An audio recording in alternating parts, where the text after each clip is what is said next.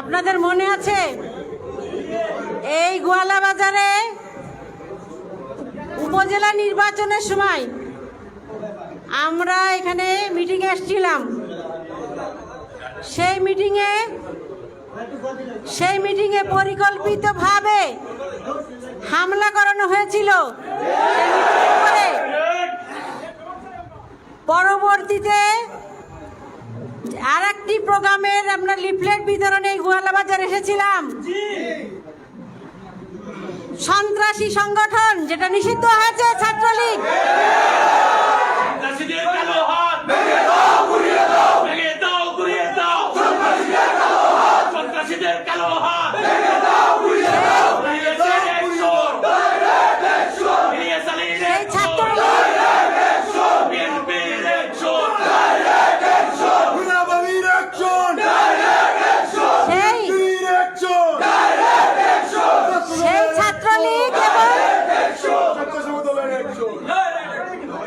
ছাত্রলীগ এবং যুবলীগের সাথে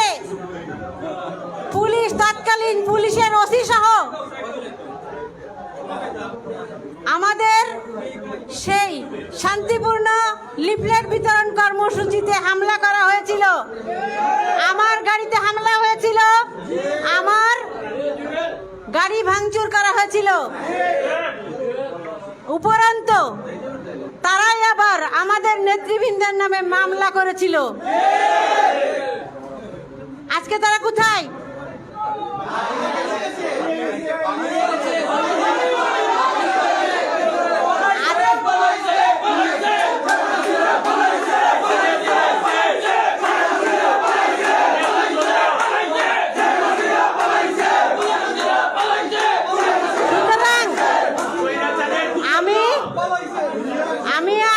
আমি শুধুমাত্র এই গোয়ালা বাজারবাসীকে মনে করিয়ে দিচ্ছি, আমি এই বিষয়ে আর বেশি কিছু বলতে যাচ্ছি না। আপনারা সবাই এটা সাক্ষী ছিলেন।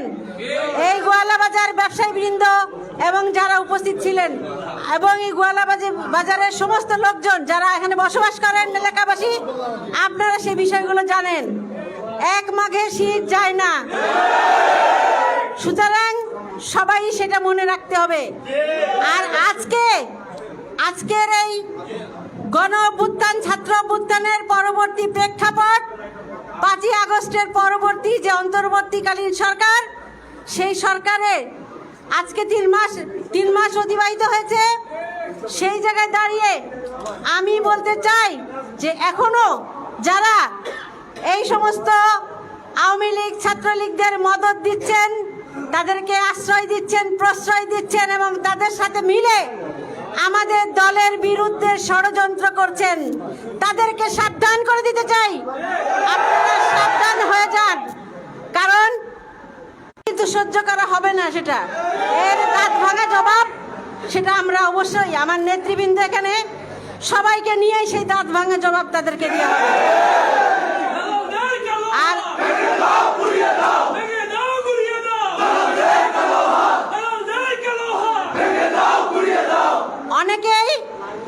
অনেকে আছে সামনে এসে কথা বলার সুযোগ নাই।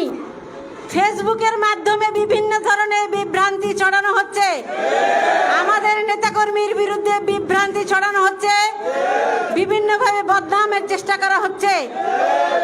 সে ফলও কিন্তু ভালো হবে না। আমি আবার হুঁশিয়ার করে দিতে চাই।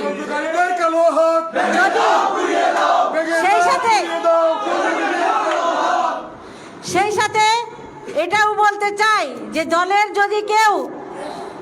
দলের নাম ভাঙিয়ে দলকে ব্যবহার করে যারা যদি কেউ চাঁদাবাজি, সন্ত্রাসী, দখলদারি করে, সেক্ষেত্রে তাদেরকে যেন আইনের আওতায় নিয়ে আসা হয় এবং আইনের মাধ্যমে সেটার ব্যবস্থা অবশ্যই আমরা নিব। বিএনপি সে ব্যাপারে জিরো টলারেন্স এই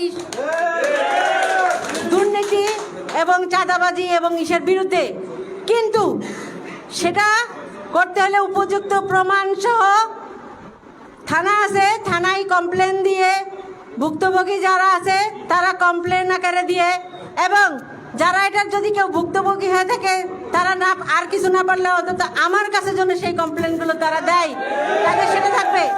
শুধুমাত্র ভুয়া নাম ব্যবহার করে, শুধুমাত্র নিজেদের নাম লুকাইয়ে একটা ফেস আইডি বানিয়ে, ফেসবুক আইডি বানিয়ে সেখানে যা ইচ্ছা তার লেখাটাই কোনো ধরনের কোনো, এটা হচ্ছে ষড়যন্ত্রের অংশ।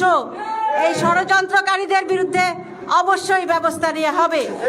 আজকে আমার প্রোগ্রাম হচ্ছে সাদিপুরে, আমি সেখানে যাব। এখানে শুধুমাত্র একটু আমার বিরতি, এবং এখানে একটি অফিসের কথা এরা বলেছিল, গোয়ালা বাজার যারা নেতৃবৃন্দ আছে যে তাদের বসার জায়গা নাই, তারা একটা অফিসের ব্যবস্থা করছে। তারা এই অফিস আজকে থেকে উদ্বোধন ঘোষণা করা হলো। এই অফিস বিএনপির অফিস, এবং বিএনপি অঙ্গ সংগঠনের সবাই এখানে বিএনপির অফিস হিসেবে ব্যবহার করবে। এই অফিস করার জন্যে সুদূর প্রবাসে থেকেও যারা সহযোগিতা করছেন, এবং এই গোয়ালা বাজার বিশেষ করে গোয়ালা বাজার ছাত্রদল, যুবদল, স্বেচ্ছাসেবক দল, বিএনপি এবং আরও যারা সংগঠনের সাথে জড়িত আছেন এবং যারা এই কাজে তাদেরকে সহযোগিতা করছেন, সবাইকে অসংখ্য ধন্যবাদ জানাচ্ছি। ধন্যবাদ জানিয়ে বক্তব্য শেষ করছি। সবাইকে ধন্যবাদ। বাংলাদেশ জিন্দাবাদ, বেগম খালেদা জিয়া জিন্দাবাদ, তারেক রহমান জিন্দাবাদ, ইলিয়াস আলীকে অক্ষত অবস্থায় ফেরত চাই। ধন্যবাদ। ধন্যবাদ।